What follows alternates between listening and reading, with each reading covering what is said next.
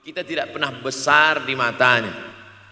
Di pandangan ibu ayah kita, kita adalah anak kecil yang tapak kakinya 2 jari, panjangnya sejengkal. Maka jangan pernah ceramahi orang tuamu.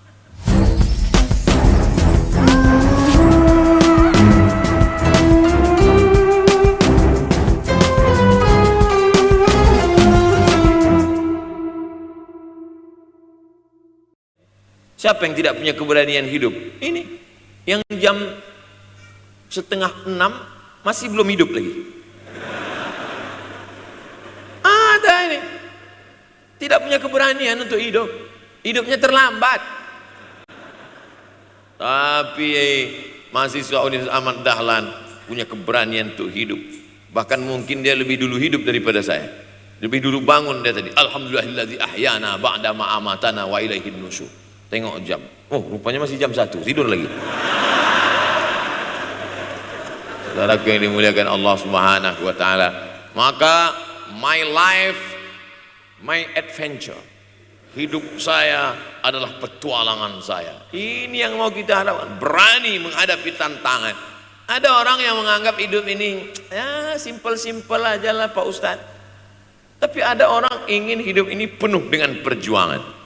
Sama seperti makanan, ada orang simpel aja, nasi, kecap, telur rebus, dah cukup. Tapi ada orang mau ada goreng ayamnya, ada rendangnya, ada supnya, ada tom yamnya, ada lengkap semua. Begitu juga hidup ini. Ada orang yang simpel aja, ambil goreng ikan, makan. Tapi ada satu lagi enggak, pergi naik mobil sampai ke tepi hutan, naik motor, habis itu nyewa speedboat sampai di tengah laut memancing, ujung-ujungnya ikan juga. Yang dia nikmati bukan ikannya, tapi yang dia nikmati adalah proses untuk mendapatkan ikannya. Paham? Itu enaknya ngomong sama mahasiswa. Coba kalau yang masyarakat biasa, kita udah capek cerita, selesai ada pertanyaan, Ustadz maksudnya tadi apa ya? Aduh, capek gitu. Saya terus terang kalau ceramah di depan mahasiswa ini bangkit semangat saya lagi. Ini sekarang rasa-rasa umur 24. Tapi begitu nanti sudah mulai agak jauh dari mahasiswa, balik 42 lagi. Nah, makanya saya senang kalau diundang ke kampus-kampus. Saya kalau di Jogja diundang di kampus terus, walaupun nggak semua nerima.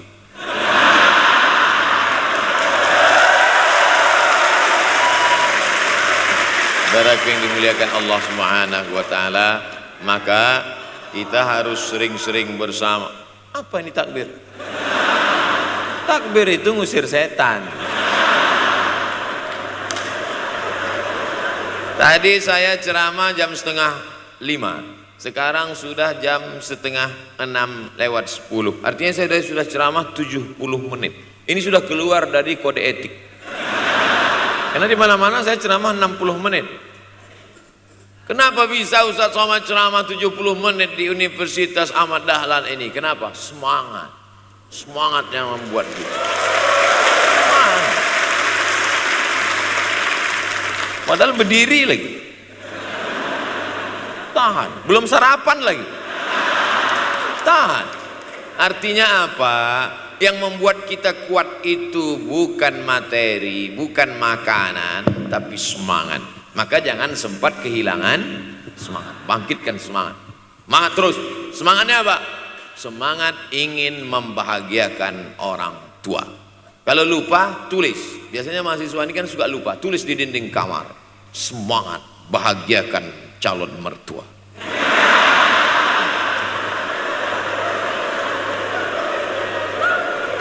Teman kos-kosan datang ngelihat, loh kata Ustadz Somad kan orang tua, kenapa ente buat mertua? Sedangkan mertuaku saja kubahagiakan, apalagi orang tua.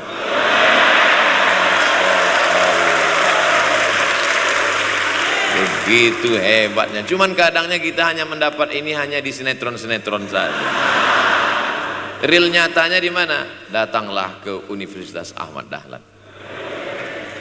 Jadi hidup ini harus ada target yang mau dicapai. Banyak orang targetnya nggak benar. Saya ingin menjadi orang yang punya kepribadian Pak Ustadz, rumah pribadi, mobil pribadi. Target bahagiakan orang tua. Gaji pertama kalau kerja nanti umroh.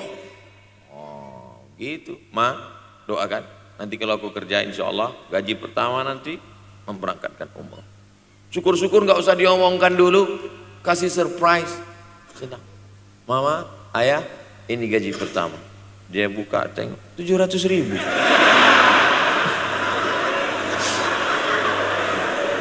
Menangis dia menerima gaji pertama itu. Bukan karena harunya sikit. Gitu dia buka amplop, oh kok setitik dong. Haru dia. Kenapa setiap mendapat hadiah dari anak, orang tua selalu meneteskan air mata? Karena kita tidak pernah besar dalam pandangan matanya. Kita sehebat apapun, kita tidak pernah besar di matanya. Di pandangan ibu ayah kita, kita adalah anak kecil yang tapak kakinya 2 jari, panjangnya sejengkal. Maka jangan pernah ceramahi orang tuamu. Jangan mentang-mentang sudah mahasiswa pulang, ayah sini, mama sini, duduk. Assalamualaikum. Bisa. Karena kita tidak pernah besar di mata orang tua. Kita tetap kecil. Walaupun kamu sudah menikah, sudah punya istri, sudah punya anak, kau tetaplah anak-anak dalam pandangan dia. Oleh sebab itu jangan sok besar, jangan sok hebat. Kalau ada pesan yang ingin mau disampaikan, jangan melalui mulut kita, dipinjam mulut orang lain. Tokoh masyarakat, alim ulama, dia ngajinya di mana? Ada yang mau kita perbaiki, jilbabnya mungkin kurang panjang, mungkin ada kebiasaan dia yang kurang baik. Sementara kita udah ngaji, sudah belajar di Universitas Ahmad Dahlan, sudah terpelajar, membuat dia mau menjadi orang baik. Tidak mesti dari mulut kita, pinjam mulut orang lain. Assalamualaikum Pak Kades, pinjam mulut Pak Kades sebentar boleh? Pak Kades, ayah saya kan orangnya baik sama Pak Kades. Iya, nanti kalau saya ngomong dia nggak dengar. Jadi saya mau tolong Pak Kades. Pak Kades, ayah saya sampai sekarang belum sholat Pak Kades. Jadi tolong Pak Kades nasihati dia. Kata Pak Kades, saya juga nggak sholat. Hancur dunia persilatan. Oleh sebab itu senangkan. Ini banyak anak-anak yang udah ngaji, yang sudah aktivis masjid, merasa ingin orang tuanya baik, dia sendiri menceramahi, nggak ketemu, nggak connect dia. Ayah sini, orang yang tidak sholat neraka jahanam tempatnya. Sakit hatinya, meleleh air matanya. Sekali kau buat air matanya menetes, maka kau akan berenang dalam kesengsaraan. Jangan pernah buat dia menangis. Kalau dia nangis haru Pak Ustadz, nggak apa. Cuman kita kan sulit membedakan mana air mata haru, mana air mata sedih. Sama-sama bentuknya air mata. Makanya ada ungkapan jangan menangis air mata buaya. Kenapa selalu kalau disebut air mata buaya? Karena memang buaya menangis bukan karena sedih, tapi karena kekenyangan. Buaya kalau habis makan orang, keringat, buaya itu tidak ada pori-porinya. Kita kalau berkeringat kan keluar pori-pori, ini keluar air. Buaya nggak ada. Satu-satunya tempat air keluar, nah itulah. Makanya menangis buaya, keluar air mata buaya. Maka jangan sampai kita nangis karena kekenyangan. Haru dia melihat pemberian kita. Di saat itu menetes air matanya, berdoa, dia memanjatkan doa, mengetuk pintu-pintu langit, terbuka. Masya Allah. Tembus. Pantasan doa mahasiswa Universitas Ahmad Dahlan kabul, rupanya pintu terbuka. Doa kepada Allah Subhanahu wa taala. Kadang-kadang kita merasa doa kita yang dikabulkan Allah, kadang-kadang kita merasa sok hebat. Setelah dia meninggal dunia, barulah kita sadar rupanya selama ini kita hanya menumpang doa. Numpang. Bukan doa kita yang dikabulkan Allah ternyata, tapi doa dia. Tapi dia tidak pernah cerita itu. Dia nggak pernah ngomong. Apa pernah dia panggil kita? Sini sebentar. Aku sudah capek doain ente. Nggak pernah dia bilang itu. Dia cukup mengadu tengah malam, ya Allah, anakku ini jadikan dia berhasil kuliahnya, ya Allah. Sudah hampir 14 semester nggak selesai-selesai itu. Dia mengadu kepada Allah Subhanahu wa taala. Ma, aku susah ini sekarang. Susah kenapa? Skripsiku ditolak terus. Pembimbing kemarin itu mempersulit terus. Berdoa dia tengah malam, ya Allah, lapangkan hati pembimbing itu supaya anakku cepat, ya Allah. Kalau enggak, matikan dia, ya Allah.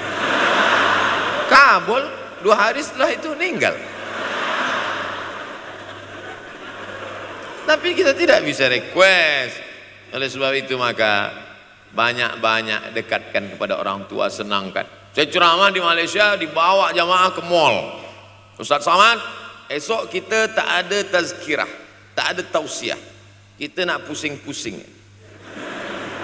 Pusing-pusing maksudnya mutar-mutar. Pergilah kami ke mall. Sampai di lantai atas saya lihat anak-anak muda nyuap